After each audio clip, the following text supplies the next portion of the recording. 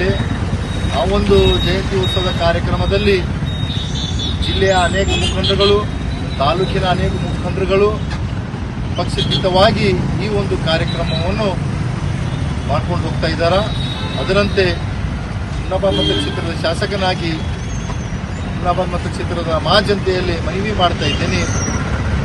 ಈ ಒಂದು ಕಾರ್ಯಕ್ರಮ ಯಶಸ್ವಿಯಾಗಲಿಕ್ಕೆ ತಾವೆಲ್ಲರೂ ಕೂಡ ಭಾಗವಹಿಸಿ ಈ ಒಂದು ಕಾರ್ಯಕ್ರಮವನ್ನು ಯಶಸ್ವಿ ಮಾಡಬೇಕು.